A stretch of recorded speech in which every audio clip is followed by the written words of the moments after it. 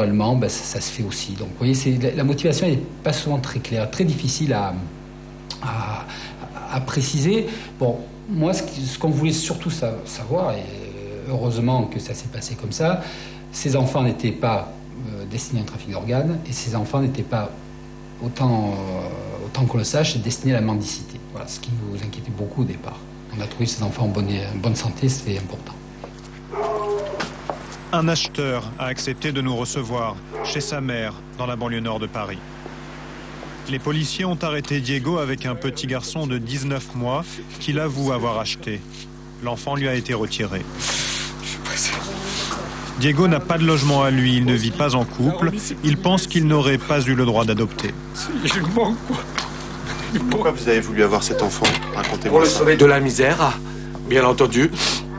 Et c'est parce que j'ai toujours... Pourquoi c'était si important pour vous d'avoir un enfant? Parce que j'ai toujours rêvé d'avoir un petit garçon. Toujours. Vous ne pouviez pas en avoir? La question n'est pas là que je ne peux pas en avoir, mais c'est vrai que j'ai trouvé la facilité de prendre cet enfant. C'est vrai. Mais je ne l'ai pas volé, cet enfant. Vous voulez savoir combien j'ai acheté mon enfant, c'est ça? Je l'ai acheté 1 800 €. J'ai acheté mon enfant 1 800 €. Diego reste discret sur les détails de la transaction, mais il finit par lâcher une information importante.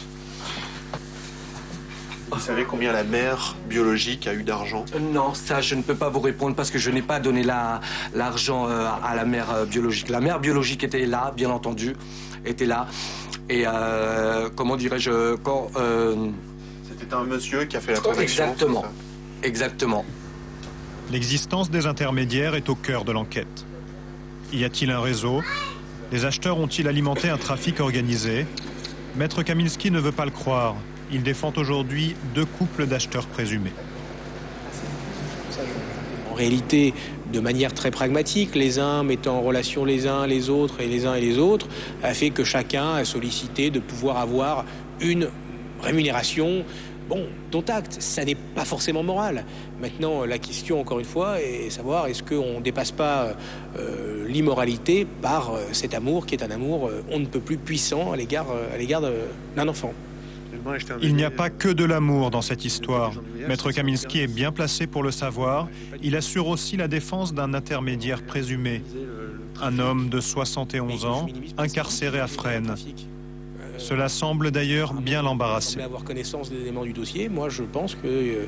je crois que vous défendez un intermédiaire également. Ça, j'en parle pas, c'est bon, c'est fini. Ça veut dire qu'il y a un trafic. On n'en parle pas, je vous ai dit, on n'en parle pas. On a quand même des gens qui sont à la tête de ce réseau. À mesure qu'avance notre enquête, nous découvrons qu'un marché s'est organisé entre 2 misères, celle de parents en mal d'enfants et celle de mères en détresse comme Dina. C'est en retournant sur les traces de cette jeune femme que nous avons pu comprendre comment fonctionne le réseau.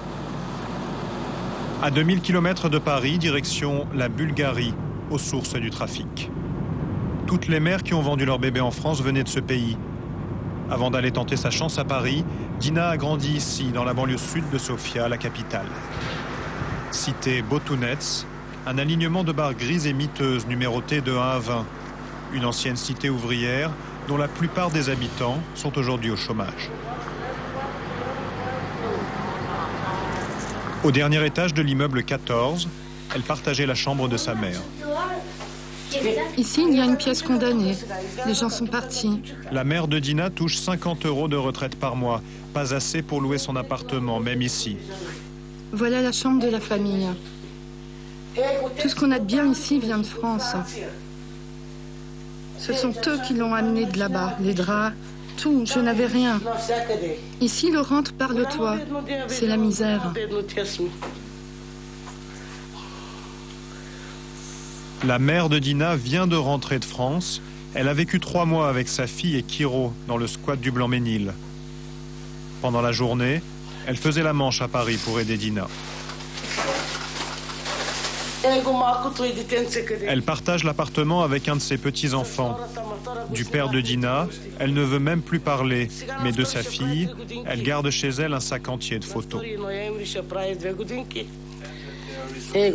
Ici, c'est elle. Cette photo a été prise en France. Elle sait depuis le début de l'affaire que sa fille a voulu vendre son bébé. Mais elle affirme que ce n'est pas Dina qui a organisé la transaction.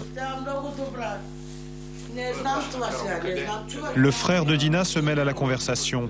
Il en est certain, sa sœur est sous la coupe d'un proxénète qui a abusé de sa fragilité et l'a incité à vendre le bébé.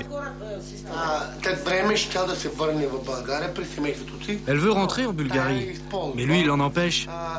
Il abuse d'elle, il la frappe, il la harcèle. Parfois, la nuit, à 3 h du matin, elle me téléphone. Et elle me dit « Frérot, je suis dehors, j'en peux plus. »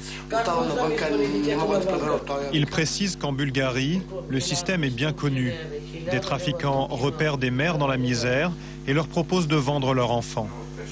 Ils nous donnent une piste, un nom de village, Peștera, où plusieurs personnes se seraient spécialisées dans cette activité. Cette information confirme celle que nous avions recueillie en France. C'est bien de cette région que venaient la plupart des mères vendeuses.